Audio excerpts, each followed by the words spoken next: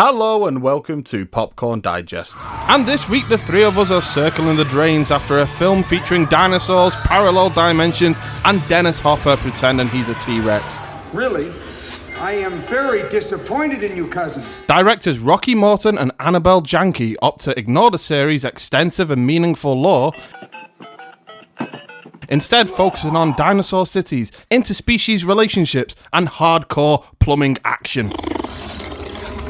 But does this video game adaptation deserve another life? Or should the plumbers be called to unclog this shit in the toilet of cinema? You want a rock? I'll give you a rock. Now, I want to talk about some other people that were actually touted to be characters in this film. And I just want your opinions on this, if that's all right.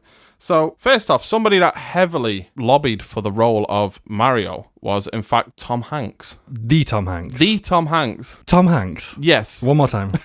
Tom Hanks. I mean, if you think of Tom Hanks, where he was at that point in his career, I imagine this would have been touted as a potential production in the late 80s to early 90s. Yeah. So, Tom Hanks, known for comedies like Big at that point. Yeah, he's just a bit too lanky and a bit too young. I mean, Definitely. for Luigi, maybe.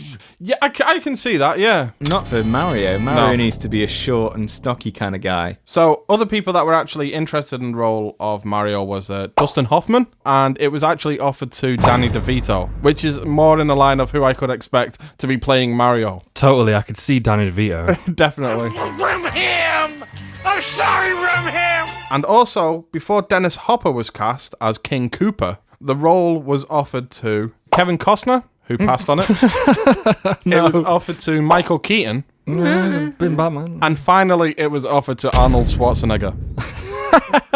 Get me those plumbers! Koopa. Koopa coins! I can just see that being like, Bowser. Actually, that was how I knew you. Bowser! Mein Führer Bowser. But I can just see that being like a Mr. Freeze done 4 years early. Definitely, yeah. But it just would have overshadowed everything. Yeah. What are you doing? It's okay. He's a friend. Perhaps to talk about the directors in a much kinder light and how big the job was on their hands and how daunting it was, they actually came up with a few great scenes, including the film's best scene, On the Fly. Now, what would you say that the film's best scene is? Anything involving Goombas. Well, it was a scene involving Goombas. It was, in fact, the elevator scene. The elevator scene with the dancing. The swaying, yeah. Yeah. He turned up on the day. They had no script for it. It simply said that the Mario brothers entered an elevator. Script just said they just get in the elevator. And I'm there on the set and I'm thinking, well, how can we make this into, not only how do they do this, how do they cope with the scene, but how can we make this into a scene, because it's going to be boring just going up in the elevator. And he decided, oh, well, they're like snakes, aren't they, these reptiles? So let's say they get hypnotized by the music and they start swaying. And it became like almost a recurring thing in the film as they went on towards the end. They're constantly getting hypnotized. When everything's good at the end as well, once, Koopa's been destroyed and whatnot, and they're like painting over the propaganda posters, that's it. And then you do see there's a bit where there's like a line of the Goombas. Yeah. And they're all just like swaying in a line, so maybe they had to tie back to that as well, which is quite nice. Well, what are you complaining about? Come on, we're here, aren't we? You're getting worse. I'm getting worse. And there's a lot of ADR in this film as well. Everybody seems to speak. I'd say at least 70% of the dialogue in this film is ADR. It's people speaking without the lips moving or with the back to the camera. The worst scene for that is when they're in the truck at the beginning before they've it's gone so over obvious. to the Mushroom Kingdom, or Koopaville, or whatever it's called. Yeah, it's painfully obvious. They're driving down and he's talking about, what's the rival plumber group? The Capellis. Capellis. Capellis, that's the one, yeah. And they're talking about, or they're just talking in general. And the amount of times you can see like the side of the faces and they're obviously not talking. It's just bants, mate. Banter. And I mean, the thing with that whole, like, plumber competition thing, and I'm like, plumbing doesn't work like this. They beat us to it again. Another lost job. When has plumbing been this competitive? Where it's like people racing for the same job. Are you kidding? No, like one time, like I hired a plumber out and another plumber turned up, and then outside one had a trident and a net and the other had a sword and shield. And the victor came in. And, that's how it works. How did they even intercept these calls? We got one! Are they just like sitting outside plumbing places with their scanners? Like, this It's not, they're not making fucking Nightcrawler or something like that. It's like, It's not that kind of a gig. They're fucking plumbers. They turn up and they fix people's pipes. That isn't a euphemism. That's literally what they do. Strap your belt on, kid. We're going in. This version of it really does have very little to do with the games. Well, I read that this was the first, at least this scale, feature film based on a video game. Yeah. But ultimately, the problem is, unless you have like a lore, you'd have to create something out of nothing because ultimately there's a simple story in the Mario games. People are more attached to the look and the feel and the sound of the world, so maybe the only thing you could get to maybe make it as similar as possible would have been to replicate some of the visuals and sounds. Yeah. But beyond that, there's nothing else you can do. I think that they probably went down the wrong line in terms of the tone by making it an adult film that kids could enjoy. Because the thing is about the games is they're all about entertaining kids, and adults enjoy it by extension. I keep saying adult film, but there was no...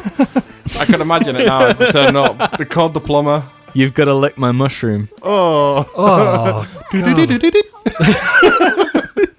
3 gold coins for the privilege. Oh, fungal infection. Oh. And we're back. Yeah. I'm obviously looking at this film from an outsider's perspective. I mean, I know very little about Mario other than I know the character names. Last name? Mario. Okay, what's your name? Luigi. Luigi? No, Luigi Mario. It is definitely a film that falls between two stools and apes off other films. I mean, obviously you got your Jurassic Park references in there. I mean, I'm not quite sure how long the scale would have been when they knew about Jurassic Park and that coming out. I'm not sure whether that was in the filmmakers' minds or in some of the production in their mindset to tie in with this whole dinosaur thing, because it does feel very strange to tie Super Mario Brothers in. I mean, I know there's like lizard creatures in Super Mario, but there's no direct references to dinosaurs in the game.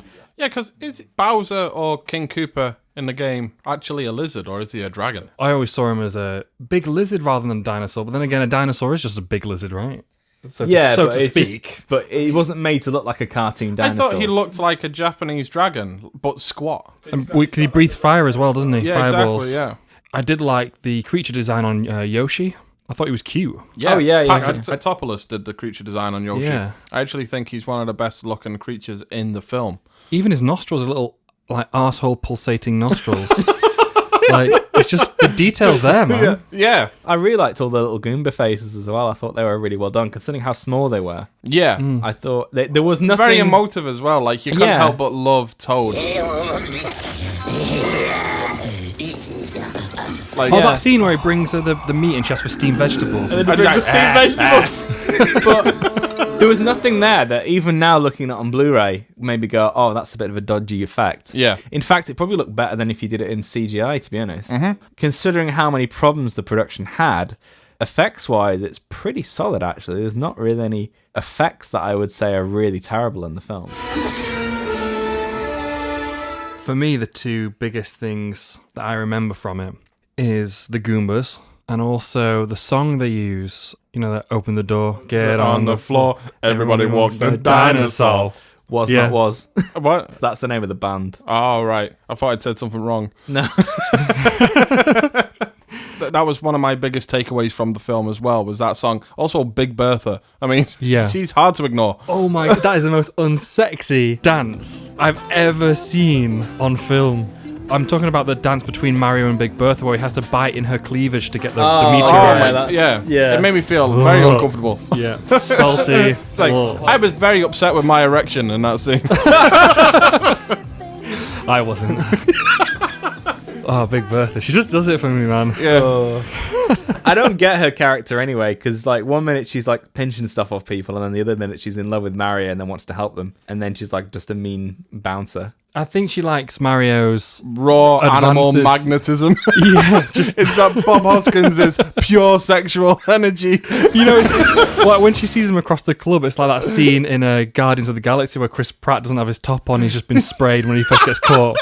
I mean, it's almost identical in terms of sexuality. Definitely. Well, I think the thing is with that particular character that she is such a plot mechanic. It's a character that's just there to take away something, give it back, and then help them in time of need. There's no other point to that character. I think she was somebody that they actually came up with on the fly, because I think that was when they were having trouble with where the meteorite was and who had it. They just decided they'll come up with this character that just has it. And I think that's why her role is so inconsistent. Yeah. They needed it to be somewhere while they were captured in prison and while they had that meeting with Cooper. So it needed to just be somewhere, didn't it? So they didn't have to worry about it. Exactly.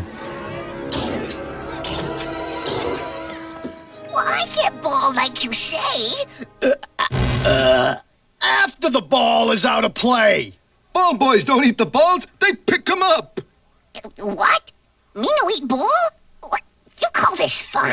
Talking about balls, let's go on to Oh my God, yeah. the fucking giant testicle that is the Mushroom King. Oh my, yeah. Yeah, it looks halfway between like a Chinese dumpling and a testicle. No, it's full testicle. The It's mushroom definitely zit. gangrenous. Yeah.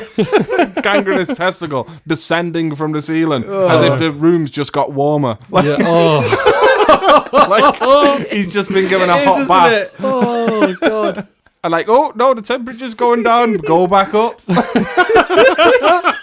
It really is when they're touching it now as well. I've seen it in a different light. There's a bit I always found funny later on. You know, obviously Luigi's understanding that the fungus is trying to help them communicate. Yeah.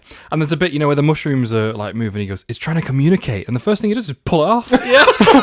Not anymore. It's not Luigi. You could have always said, "Ow." This would be good with a fettuccine.